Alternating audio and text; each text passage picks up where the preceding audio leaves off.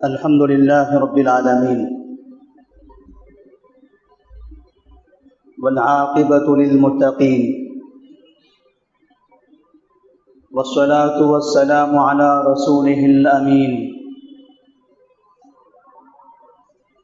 وعلى آله وصحبه أجمعين ومن تبعهم بإحسان إلى يوم الدين. أما بعد فأعوذ بالله من الشيطان الرجيم. بسم الله الرحمن الرحيم. وقال الذين كفروا إن هذا إلا إفك افتراه وأعانه عليه قوم آخرون فقد جاءوا ظلما وزورا وقالوا أساطير الأولين اكتتبها فهي تملى عليه بكرة وأصيلا قل أنزله الذي يعلم السر في السماوات والأرض إنه كان غفورا رحيما. وعن عثمان بن عفان رضي الله تعالى عنه قال قال رسول الله صلى الله عليه وسلم خيركم من تعلم القرآن وعلمه. محترم حاضرین، اللہ تبارک و تعالی نے محمد مصطفیٰ صلی اللہ علیہ وسلم کو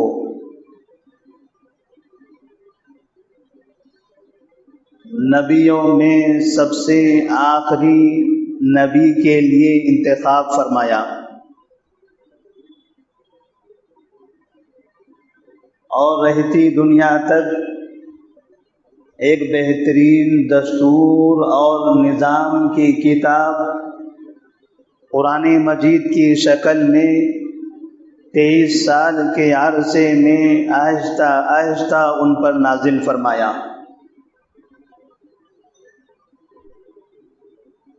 اِنَّا نَحْنُ نَزَّلْنَا الذِّكْرَ وَإِنَّا لَهُ لَحَافِظُونَ. اس قرآن نے دنیا والوں کو یہ پیغام دیا کہ یہ کلام جس کا ہے، یہ کتاب جس کی ہے، وہی اس کلام اور اس کتاب کی حفاظت کرنے والا ہے.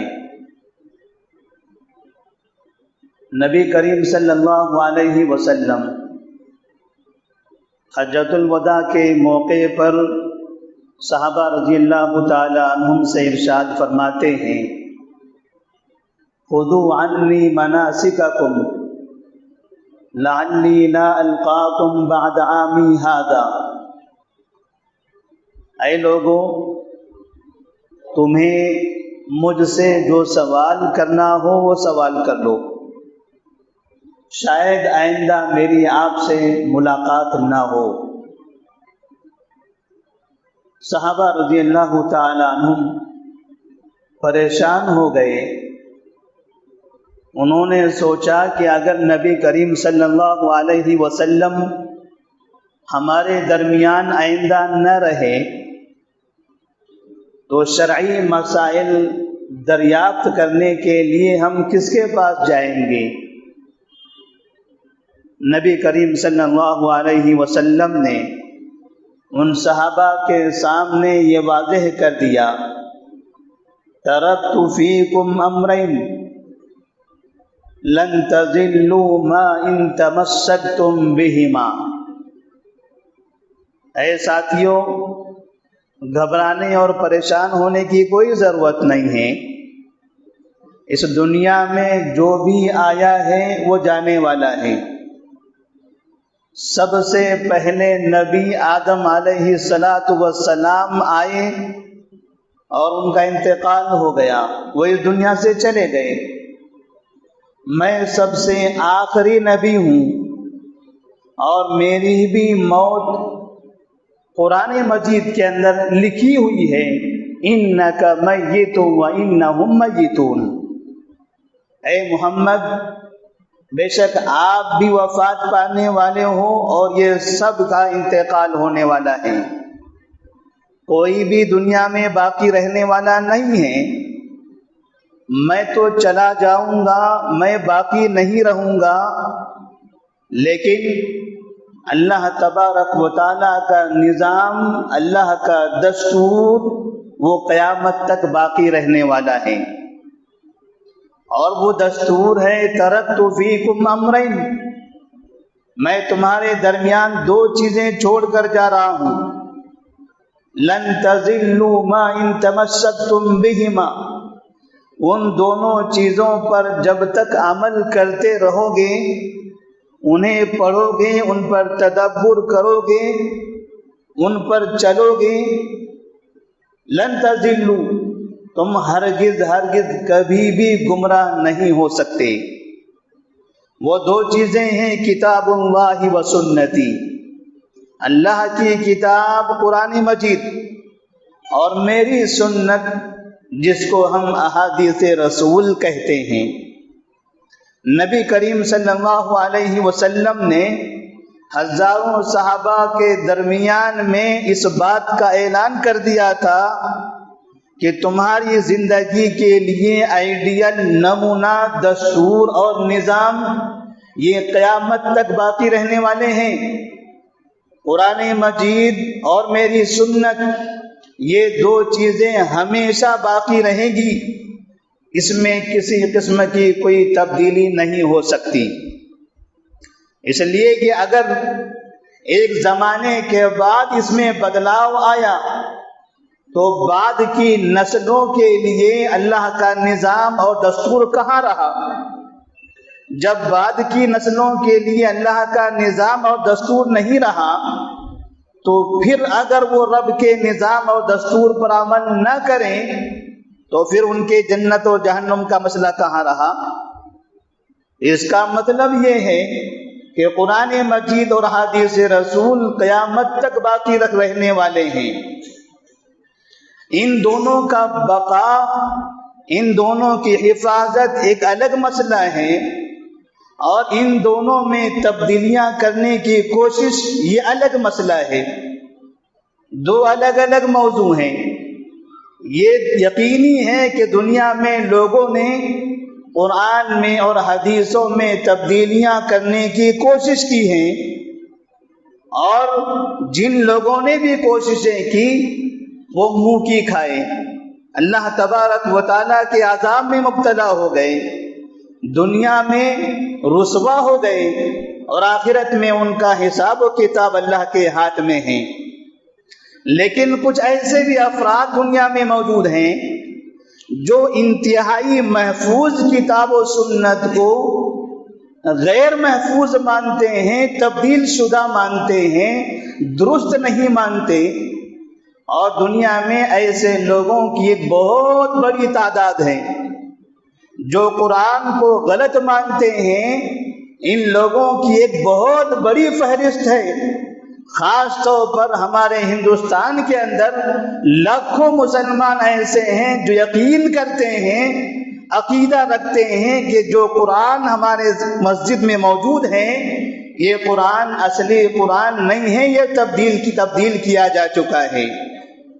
یہ الگ بات ہے کہ ان لاکھوں لوگوں میں سے کبھی کبھار کوئی اپنی زبان سے بول دیتا ہے، کبھی کوئی اپنی قلم سے لکھ دیتا ہے، اور بازار میں ان لوگوں کا چرچا ہو جاتا ہے۔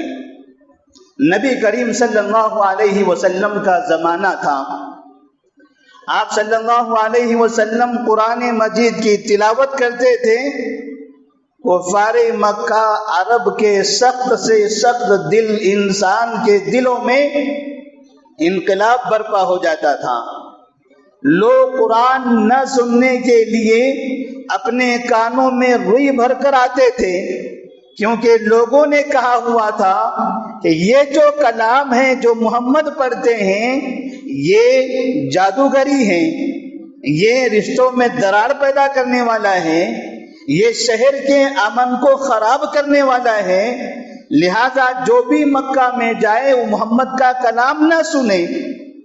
لوگ نہیں چاہتے تھے کہ شہر کا امن خراب ہو، لوگ نہیں چاہتے تھے کہ گھروں میں اختلاف ہو جائے، اسی لیے محمد کا کلام سننے سے پہلے اپنے کانوں کو بند کر لیتے تھے کہ محمد اگر نظر آئے تو ہم کبھی اس کے پاس اس کا کلام نہیں سنیں گے، اگر کبھی ہمارے سامنے اس کی باتیں ہونے بھی لگیں تو کان بند رہیں تاکہ سنائی نہ دے۔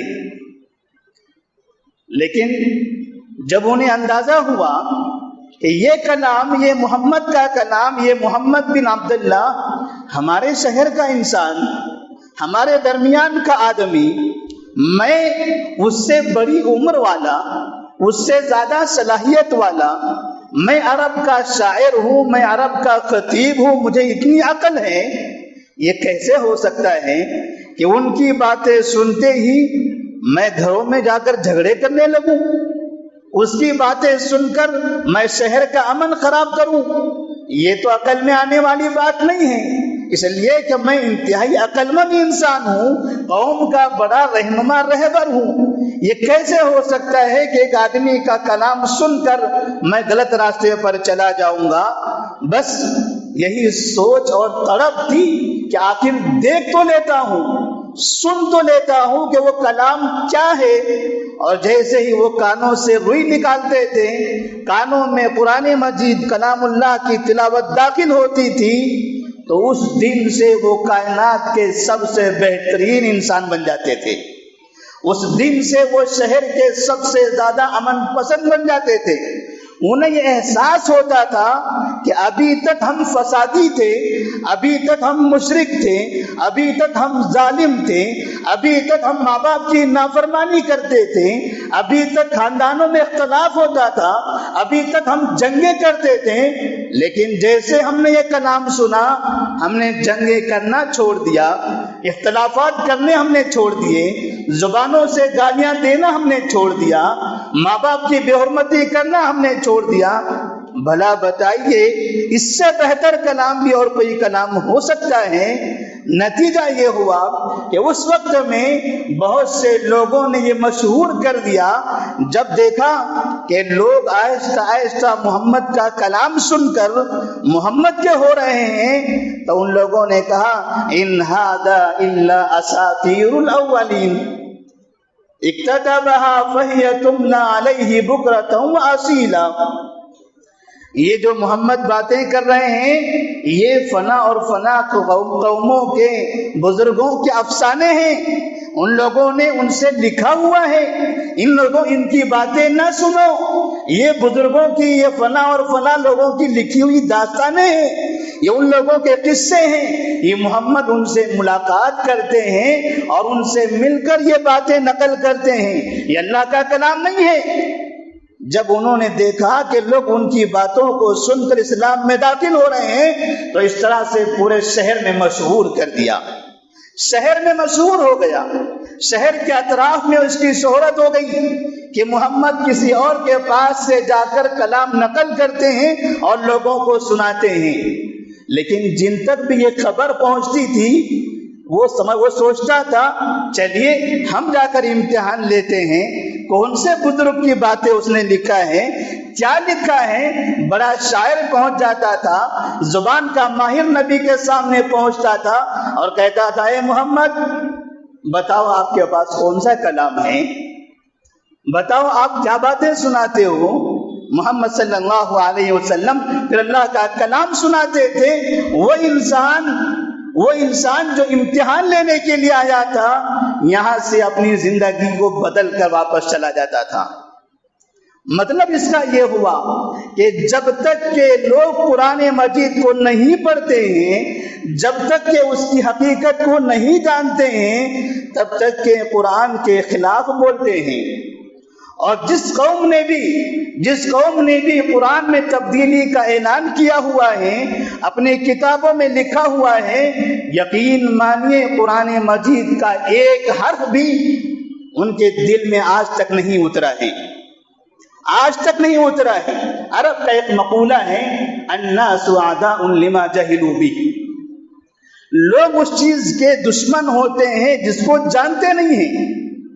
محمد صلی اللہ علیہ وسلم کو لوگ نہیں پہچانتے تھے، لیکن جب جاننے لگے، ان کو دیکھا، ان سے گفتگو کی، ان سے بات کی، ان سے ملاقات ہوئی، تو زندگی ان پر قربان کر دیا۔ جب تک کہ دور رہے تب تک کہ جادوگر کہتے رہے، جب تک دور رہے جب تک کہ کاہن اور نجومی کہتے رہے، جب تک کہ دور رہے قتل کرنے کی سازشیں کرنے لگے، اور جب قریب آ کر آنکھوں سے آنکھ ملا کر دیکھا، زبان سے کلمات سنے، تو نبی کے سامنے سینہ تان کر کھڑے ہو گئے کہ اگر کوئی محمد کو نقصان پہنچانا چاہتا ہے تو پہلے ہمارے سینوں پر تلواریں چلا کر دکھا دے، پھر وہ محمد تک پہنچے گا۔ نبی کریم صلی اللہ علیہ وسلم کو جب تک لوگ نہیں جانتے تھے تب تک کہ ان کے خلاف بولا کرتے تھے۔ چند دنوں پہلے ہم نے میڈیا میں ایک نیوز پر ایک واقعہ سنا۔ ایک شخص ہے جس کو راجیو شرما کہا جاتا ہے، اس شخص سے انٹرویو لیا جا رہا تھا۔ انٹرویو اس بات پر تھا کہ جس نے اس کو میڈیا میں بلایا تھا، اس نے اس کا تعارف یہ کہہ کر کیا کہ اس راجیو شرما شخص نے قرآن مجید کا ترجمہ مارواڑی زبان میں لکھا ہے۔ تعجب کی بات تھی، راجستھان کا رہنے والا ایک نوجوان شخص، اس سے پوچھا گیا کہ آپ تو غیر مسلم ہو، مسلمان نہیں ہو، قرآن مجید کا ترجمہ آپ کو مارواڑی زبان میں کرنے کی کیا ضرورت ہے، جبکہ یہ زبان مسلمان بولتے نہیں ہیں، یہ زبان تو غیر مسلمین بولتے ہیں۔ تو اس شخص نے کہا کہ میں قرآن مجید سنتا تھا، دوستوں سے قرآن مجید کی آوازیں سنتا تھا، ان سے پوچھتا تھا، میرے دل میں تڑپ پیدا ہوئی کہ مجھے بھی پڑھ لینا چاہیے، آسمانی کتاب ہے، بھگوان کی کتاب ہے، مجھے بھی پڑھ لینا چاہیے۔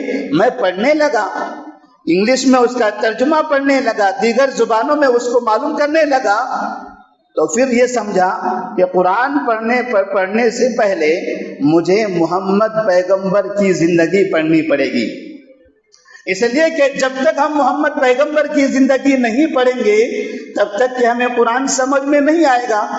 تو وہ کہتا ہے کہ میں نے 10 سال تک محمد پیغمبر کی زندگی پڑھی، 10 سال تک وہ پڑھتا رہا، اور پھر اس کے بعد ترجمہ کرنا شروع کیا۔ 1 سال میں میں نے قرآن مجید کا ترجمہ مارواڑی زبان میں کر دیا۔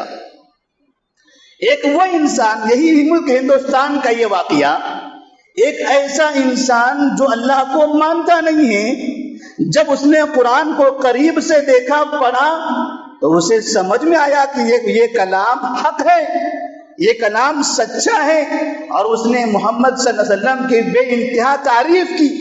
قرآن مجید کے بارے میں اس سوال کرنے والا جو غیر مسلم شخص تھا، اس نے سوال کیا، کیا آپ نے 10 سال کے درمیان میں قرآن مجید میں کوئی ایسی جگہ دیکھی ہے جہاں دہشت گردی کی تعلیم دی جاتی ہو؟ تو اس شخص نے کہا کہ محمد پیغمبر، میں نے جب پڑھا تھا ان کو تو مجھے یہ پتا چلا کہ وہ جانوروں پر بھی رحم کرنے کی تعلیم دیتے تھے۔ بھلا جو محمد پیغمبر جانوروں پر رحم کرنے کی تعلیم دیتے ہوں، ان کے قرآن کے اندر انسانوں کا قتل عام کرنے کی تعلیم کہاں سے ہوگی؟ یہ تو ہم بھی مانتے ہیں، یہ تو ہمارا بھی ایمان ہے۔ ہم نے ایک واقعہ نقل کر دیا، کہا جاتا ہے کہ الحق اذا شہد بہ الاعداء، الحق اذا شہد بہ الاعداء، حق بات کی گواہی، حق بات کی حقانیت دشمن بھی اس کا اعتراف کرتے ہیں۔ ایک غیر مسلم ہوتے ہوئے قرآن میں 10 سال پڑھنے کے بعد بھی اس کو کہیں بھی دہشت گردی کی کوئی آیت نہیں ملتی، اور اپنے آپ کو لاکھوں مسلمان جو مسلمان کہتے ہیں ان کی کتابوں میں یہ لکھا ہوا ہے کہ قرآن مجید غلط کتاب ہے۔ آپ کو پتہ ہے، ابھی ہم نے دیکھا میڈیا کے اندر جگہ جگہ احتجاج ہوئے، مظاہرے ہوئے، لوگوں نے یہ اپیل کیا، یہ احتجاج کیا، یہ نعرے لگائے کہ قرآن محفوظ کتاب ہے، قرآن میں کوئی تبدیلی نہیں ہو سکتی، لیکن ایک دوسرا پہلو، جو پہلو انتہائی زیادہ خطرناک تھا، ہماری نظریں ادھر نہیں گئی۔ ہم نے تو قرآن ہاتھ میں لے کر کہہ دیا یہ اللہ کا کلام ہے، یہ محفوظ ہے، کوئی شک نہیں ہے قیامت تک کہ وہ محفوظ رہنے والا ہے۔ دنیا کی کوئی بھی عدالتیں ہوں، کوئی بھی حکومت ہو، قرآن کو تبدیل نہیں کر سکتی۔ بغداد کی نہروں میں قرآن کو پانی میں ایسے بہا، کئی ہزاروں قرآنوں کو بہا دیا گیا، لیکن قرآن کا ایک حرف بھی آج تک تبدیل نہیں ہو سکا۔ یہ تو ہمیشہ محفوظ رہنے والا ہے۔ لیکن ایک دوسرا پہلو جو انتہائی زیادہ دردناک پہلو ہے، وہ پہلو تھا ابوبکر صدیق، عمر فاروق، عثمان غنی رضی اللہ تعالیٰ عنہ پر جھوٹا الزام۔ قرآن کی حقانیت کے خلاف بولنے سے زیادہ اس جملے میں خطرناک پہلو یہ خلفائے ثلاثہ پر الزام ہے۔ ان خلفائے ثلاثہ کی باتیں ہماری مجلسوں میں، جلسوں میں نہیں ہو رہے ہیں۔ ہم قرآن کی حقانیت کا مظاہرہ کر رہے ہیں، لیکن یہ تینوں خلفاء اس الزام سے بری ہیں۔ یہ پرچار کرنے کی ضرورت ہے، یہ بتانے کی ضرورت ہے۔ ایک دو قومیں آپس میں اتحاد کے نام سے کہ ہمارے قوم کے ایک آدمی نے کہہ دیا ہم قرآن کو حق مانتے ہیں، اتنا کافی نہیں ہے۔ آپ قرآن کو حق مانتے ہو تو یہ بتاؤ کیا ابوبکر صدیق، عمر فاروق، عثمان غنی رضی اللہ تعالیٰ عنہ کو آپ اس غلطی سے بری مانتے ہو یا نہیں مانتے ہو؟ یہ ہے امتحان، یہ امتحان ہے اصل۔ اگر کسی مسلمان کے بارے میں آپ کو پتا کرنا ہے کہ یہ قرآن کو مانتا ہے یا نہیں مانتا، آپ ان سے پوچھئے پہلے کہ آپ ابوبکر، عمر، عثمان کو مانتے ہو یا نہیں مانتے ہو، ان کو بری مانتے ہو یا نہیں مانتے ہو۔ اگر وہ مانتا ہے تو قرآن کا سچا محبوب ہے، حبیب ہے۔ اگر وہ ابوبکر، عمر، عثمان کو نہیں مانتا، 100% لکھ لو آپ یہ قرآن کا دشمن ہے۔ اور سب سے پہلے تقریباً 90 ہجری کی بات ہے، سلیم بن قیس الہلالی نامی ایک آدمی نے 90 ہجری میں، تقریباً 1300 سال پہلے کی بات، ایک آدمی نے کتاب لکھی تھی۔ اس کتاب کے اندر اس نے یہ دعویٰ کیا تھا کہ یہ قرآن مجید میں تبدیلیاں ہو چکی ہیں، اور وہ دعویٰ کرنے والا شیعہ تھا۔ حجاج بن یوسف نے اس کو گرفتار کر کے قتل کرنے کا ارادہ کیا، لیکن وہ بھاگ گیا، کسی اور جگہ منتقل ہو گیا اور وہاں سے اپنی کتابوں کا پرچار کرنے لگا۔ اس کے بعد سلسلہ در سلسلہ 2021 تک آج بھی ایک قوم کی کتاب، ایک قوم کی لائبریریوں میں، ایک قوم کے مدرسوں میں، ایک قوم کی مساجد میں ہزاروں کتابیں ایسی ہیں جس میں یہ لکھا ہوا ہے کہ قرآن غلط ہے۔ یہ جو قرآن ہم پڑھتے ہیں یہ غلط ہے، یہ ہمارے امام علی پر یہ کتاب نازل نہیں ہوئی تھی۔ کتاب ہماری وہ ہے، قرآن وہ ہے جو امام علی پر نازل ہوئی تھی، اور وہ کتاب 12ویں امام کے پاس ہے، وہ قیامت سے پہلے آئیں گے۔ جب وہ کتاب آئے گی، یہ جو کتاب بازار میں نظر آتی ہے اس کتاب کو ہم اصلی کتاب نہیں مانتے، باقاعدہ یہ پڑھایا جاتا ہے، بچوں کو یہ تعلیم دی جاتی ہے۔ ملک کے اندر اور دنیا کے کئی ایسے ہزاروں سینکڑوں مدرسے ہیں جہاں یہ تعلیم دی جا رہی ہے۔ مسئلہ ایک آدمی کا نہیں ہے، مسئلہ جڑ کا ہے، بنیاد کا ہے۔ بڑی قوم اس پر تیار ہو رہی ہے، اور سب سے پہلے قرآن پر سوال یا نشان لگانے کے لیے ابوبکر صدیق رضی اللہ تعالیٰ عنہ کو ظالم کہا جاتا ہے، عمر فاروق رضی اللہ تعالیٰ عنہ کو ظالم کہا جاتا ہے، عثمان غنی رضی اللہ تعالیٰ عنہ کو ظالم کہا جاتا ہے۔ ان کو ایسا کہنے کے بعد پھر دوسرا راستہ قرآن کے ذریعے وہ اسلام کو بدنام کرنے کی کوشش کرتے ہیں۔ ابوبکر صدیق رضی اللہ تعالیٰ عنہ نبی کریم صلی اللہ علیہ وسلم جب معراج کے واقعے میں ایک رات میں آسمان پر چلے گئے، صبح ہونے سے پہلے پہلے مکہ کی سرزمین پر اتر گئے، لوگوں سے کہا کہ رات کے ابتدائی وقت میں مکہ سے بیت المقدس گیا، وہاں سے 7ویں آسمان پر گیا، صبح ہونے سے پہلے آپ کے شہر مکہ میں اتر گیا۔ لوگ ہنسنے لگے، مذاق اڑانے لگے، یہ کون سی عقل میں آنے والی باتیں ہیں؟ بیت المقدس فلسطین جہاں جانے کے لیے مہینوں کا سفر لگتا ہے، پھر 7واں آسمان، یہ تو عقل میں آنے والی باتیں نہیں ہیں۔ لوگ محمد صلی اللہ علیہ وسلم پر ہنسنے لگے، مذاق اڑانے لگے، اور مذاق اڑاتے اڑاتے ابوبکر صدیق رضی اللہ تعالیٰ عنہ کے گھر پہنچ گئے۔ اے ابوبکر، کہا کیا بات ہے؟ کہا دیکھیے، آپ کا دوست ابھی تک تو کچھ ایسی باتیں کرتا تھا جو عقل میں آنے والی تھی، اب اس نے ایسی باتیں کہنا شروع کیا ہے جو عقل سے بالکل باہر ہے۔ کہا میرے دوست نے کیا کہہ دیا؟ تو کہنے لگے کہ تمہارے دوست نے ہم سے کہا ہے کہ رات کے ابتدائی وقت میں مکہ سے فلسطین گئے، فلسطین سے 7ویں آسمان پر گئے، اور صبح ہونے سے پہلے پہلے مکہ میں اتر گئے۔ ابوبکر رضی اللہ تعالیٰ عنہ نے کہا اگر میرے دوست محمد نے یہ کہا ہے تو رب کعبہ کی قسم وہ سچ کہہ رہے ہیں، انہوں نے سچ کہا ہے۔ اللہ تبارک و تعالیٰ نے آسمان پر صدیق کا لقب انہیں عطا فرمایا۔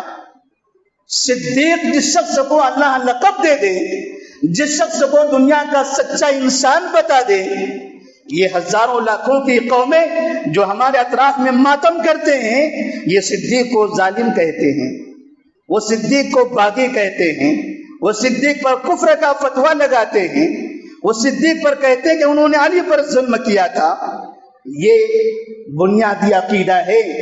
اسی لیے مسلمانوں کے لیے ضروری ہے کہ جب تک کہ آپ کے دلوں میں صحابہ سے محبت نہیں ہوگی، آپ قرآن سے محبت نہیں کر سکتے، احادیث رسول کا آپ کے دل میں کبھی محبت اس کی جگہ نہیں رہے گی۔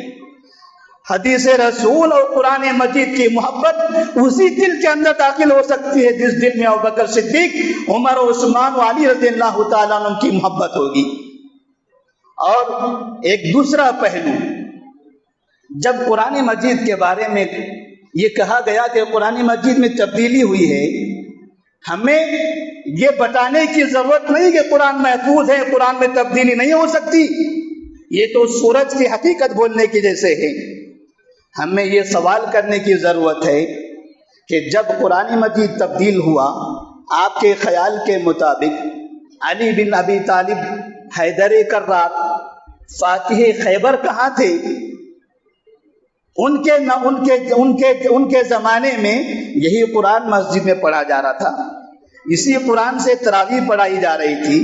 ابوبکر صدیق کا زمانہ گزر گیا، عمر فاروق کا 10 سال کا زمانہ گزر گیا، عثمان غنی کا 12 سال کا زمانہ گزر گیا، کم سے کم 25 سال کا عرصہ گزرا۔ علی بن ابی طالب رضی اللہ تعالیٰ عنہ مدینہ میں تھے۔ یہ 25 سال کے عرصے میں ایک مرتبہ بھی انہوں نے قرآن کی تبدیلی کی شکایت کیوں نہیں کی؟ کس چیز کا ڈر تھا؟ لوگ کہتے ہیں حکمتاً، اور ڈر کی وجہ سے وہ خاموش رہ گئے۔ جن کو حیدر کرار کہتے ہیں، جن کو فاتح خیبر کہتے ہیں، دنیا کا سب سے بڑا بہادر مانتے ہیں، قرآن میں تبدیلیاں ہو رہی ہیں اور وہ بہادر انسان ڈر کر خاموش ہیں۔ 1 سال 1 مہینہ نہیں، 25 سال تک۔ اور پھر جب حکومت ان کے ہاتھوں میں آتی ہے، 4.5 سال تک خود خلیفہ بنے۔ ابوبکر دنیا میں نہیں رہے، عمر فاروق دنیا میں نہیں رہے، عثمان غنی بھی دنیا میں نہیں رہے۔ اب کس کا ڈر تھا؟ یہ 4.5 سال جب خلیفہ وہ خود تھے، حکومت ان کے ہاتھوں میں تھی، تب تو کم سے کم قرآن کے بارے میں کہہ دیتے کہ یہ فنا آیت اس میں باہر سے آئی ہوئی ہے۔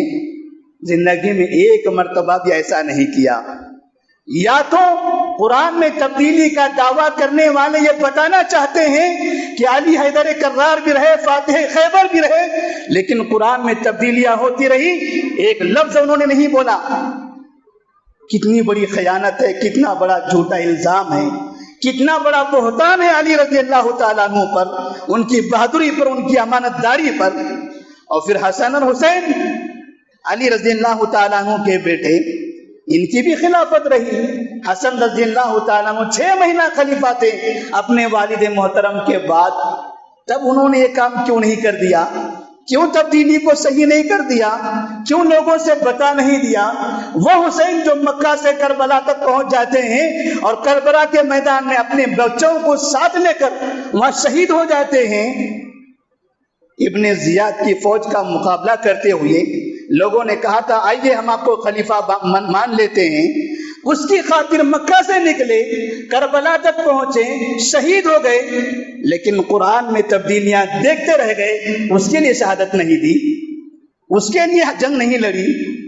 یہ بہت بڑا الزام ہے آل بیت کے اوپر، انہیں حساب دینا پڑے گا کہ جن آل بیت کا تم نعرہ لگاتے ہو، تم نے ان آل بیت کو انتہائی بزدل ثابت کر دیا، انتہائی ڈرپوک ثابت کر دیا، انتہائی بڑے خیانت کرنے والے ثابت کر دیا، اور پھر اس کے بعد 12 امام تسلسل سے آتے رہے، کسی نے بھی اس پر کلام نہیں کیا۔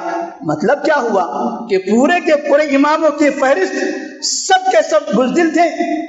نعوذ باللہ، آل بیت پر اتنا بڑا الزام، ابوبکر صدیق، عمر و عثمان، ان پر چاہے جتنا آپ کہہ دیں، ان کا مرتبہ تو اللہ کے نزدیک بہت بڑا ہے، لیکن جنہیں تم اپنا مانتے ہو ان کو تم نے اتنا برا، ان کے ساتھ اتنا برا سلوک کیا، ان کی اتنی بے عزتی کر دی پورے ملک میں سپریم کورٹ میں جا کر ان کی توہین کر دی۔ یہ توہین کا حساب ان سے لینے کی ضرورت ہے۔ آل بیت کی جو توہین انہوں نے کیا ہے، علی، حسن اور حسین اور 12 اماموں کی جو توہین انہوں نے کیا ہے، اس توہین کا محاسبہ ان سے کرنے کی ضرورت ہے۔ قرآن تو اللہ کا کلام ہے، وہ باقی رہنے والا ہے۔ اور یاد رکھیں، انس بن مالک رضی اللہ تعالیٰ عنہ نے کہا تھا، ایک زمانہ تھا، ایک عیسائی شخص جو کرسچنز کو کہتے ہیں، اسلام قبول کرتا ہے اور پھر قرآن مجید کی کچھ آیتیں یاد کر لیتا ہے، کچھ آیتیں لکھنے لگتا ہے، چند دنوں کے بعد پھر اس کا دماغ بدل جاتا ہے اور دوبارہ عیسائیت میں داخل ہو جاتا ہے، اسلام کو چھوڑ دیتا ہے۔ جب دوبارہ عیسائیوں میں چلا گیا تو وہاں عیسائیوں کے درمیان مشہور کرنے لگا کہ محمد جو باتیں کرتے ہیں، جو کلام سناتے ہیں، وہ کلام میں لکھ کر دیا کرتا تھا، وہ اس کا کلام نہیں ہے، وہ میرا لکھا ہوا کلام تھا، میں لکھتا تھا، انہیں دیتا تھا، وہ سنایا کرتے تھے۔ پورے معاشرے کے اندر اس طرح سے اس نے مشہور کر دیا، مسلمانوں کو تکلیف ہونے لگی، اسلام قبول کر کے قرآن پڑھتا ہے، قرآن آیتیں لکھنا شروع کر دیتا ہے، پھر مرتد ہو کر اس طرح سے جھوٹی باتیں لوگوں کے اندر بیان کرتا ہے۔ تب ایسی صورت میں مورخین نے لکھا ہے، انس بن مالک رضی اللہ تعالیٰ عنہ بھی کہتے ہیں کہ اس شخص کا انتقال ہو گیا، عیسائیوں نے اس کو زمین میں دفن کیا، صبح جا کر قبرستان میں دیکھتے ہیں اس انسان کی لاش زمین کے اوپر پڑی ہوئی تھی۔ ان کو لگا شاید یہ مسلمانوں کی شرارت ہے، دشمنی تھی، مسلمانوں کو بدنام کیا تھا، شاید اسی وجہ سے ایسا ہوا۔ وہ اس کی لاش کو لے کر جاتے ہیں، مسلمانوں کی نظروں سے دور، شہر سے دور ایک گہرا گڑھا کھود کر وہاں دفن کرتے ہیں۔ صبح وہاں جا کر دوسرے دن دیکھتے ہیں پھر لاش زمین کے اوپر پڑی ہوتی ہے۔ پھر انہیں لگتا ہے کہ مسلمان کہیں بھی پیچھا کرنے لگ گئے، یہ شاید چھوڑنے والے نہیں ہیں، تو انتہائی دور لے جا کر جہاں مسلمان نہ پہنچ سکے، جہاں کسی کو نہ ہو سکے، وہاں لے جا کر دفن کرتے ہیں اور انتہائی گہری کھائی کھود کر دفن کر دیتے ہیں تاکہ رات بھر میں بھی اگر کوئی کھودنا چاہے تو نہ کھود سکے۔ دفن کر کے آتے ہیں، پھر دوسرے دن وہاں پہنچتے ہیں تو لاش پھر زمین کے اوپر پڑی رہتی ہے۔ انہیں یقین ہوتا ہے کہ یہ مسلمانوں کا عمل نہیں، یہ اس ذات کا عمل ہے جس ذات کے کلام کا پر یہ الزام لگایا کرتا تھا، جس قرآن مجید پر یہ الزام لگاتا تھا، اس قرآن کے مالک، اس قرآن جس کی وہ کتاب ہے، یہ اسی کتاب والا ہی یہ کر سکتا ہے، یہ ان لوگوں کے بس کی بات نہیں ہے۔ انہیں جب سمجھ میں آ گیا کہ قرآن کی توہین کی وجہ سے قرآن والے نے اس کو یہ سزا دی ہے، اب اگر ہم دنیا میں چاہے جتنے گڑھے کھود دیں اس کو دفن نہیں کر سکتے، لہذا اسی جگہ چھوڑ کر آ گئے۔ قرآن کے خلاف لفظ گشائی کرنا یقیناً بڑا جرم ہے، لیکن ابوبکر صدیق، عمر، عثمان رضی اللہ تعالیٰ عنہ کے خلاف لب کشائی کرنا یہ بھی بہت بڑا جرم ہے۔ اللہ سے دعا کریں کہ اللہ تبارک و تعالیٰ ہمیں صحابہ رضی اللہ تعالیٰ عنہ سے محبت کرنے کی توفیق عطا فرمائے۔ وقت کافی ہو چکا ہے۔ ایسے واقعات کے وقت میں ہمارا جو رد عمل ہوتا ہے، رد عمل کے طور پر ایک مسلمان کا جو طریقہ ہونا چاہیے، ایک مشہور واقعہ شاہ فہد رحمہ اللہ کا، جب ان کے سامنے ان کے دربار میں ہمارے استاد محترم بتایا کرتے تھے کہ ان کے دربار میں اس بات کی اطلاع دی گئی تھی کہ مصر کے اندر کچھ ایک تنظیم ہے جو قرآن مجید کو پرنٹ کر کے فری تقسیم کر رہی ہے، مسلمانوں کے گھر گھر وہ قرآن پہنچایا جا رہا ہے، اور اس قرآن میں ایک جگہ تبدیلی ہے۔ مسلمان غریب ہے، پیسے سے نہیں خرید سکتے ہیں، فری والا قرآن سب قبول کر رہے ہیں، نتیجے میں گھر گھر وہ تبدیل شدہ قرآن ان کے گھروں تک پہنچ رہا ہے۔ شاہ فہد رحمہ اللہ نے جب یہ خبر سنی تو بڑا افسوس ہوا، اور رد عمل میں انہوں نے مدینہ منورہ کے اندر مجمع ملک فہد کے نام سے قرآن کا ایک پرنٹنگ پریس بنا دیا، جو پرنٹنگ پریس آج تک موجود ہے، اور جہاں سے لاکھوں قرآن روزانہ پرنٹ ہوتے ہیں، اور دنیا کا کوئی ایسا ملک نہیں ہے، کوئی ایسا شہر نہیں ہے، کوئی ایسا گاؤں نہیں ہے جہاں پر مجمع ملک فہد کا قرآن نہ پہنچا ہو۔ انہوں نے یہ طے کر لیا کہ وہ باطل ہیں، وہ اپنا کام کریں گے، مثبت طریقے سے ہمیں اپنا کام کرنے کی ضرورت ہے۔ لہذا انہوں نے یہ طے کر لیا کہ پوری دنیا کے مسلمانوں کے گھر گھر تک مجمع ملک فہد سے ہم فری قرآن پہنچانے کی کوشش کریں گے۔ یہ ہمارا رد عمل ہونا چاہیے۔ کوئی انسان برائی کا کام کرتا ہے، برائی کا جواب برائی سے نہیں دیا جاتا۔ کوئی پھانسی کا مطالبہ کرتا ہے، کوئی قتل کا مطالبہ کرتا ہے، کوئی انعامی رقم کا مطالبہ کرتا ہے، یہ کون سے قرآن میں ہے؟ کیا ہم کو یقین ہو سکتا ہے کہ پھانسی کا مطالبہ کرنے سے پھانسی ہو جائے گی؟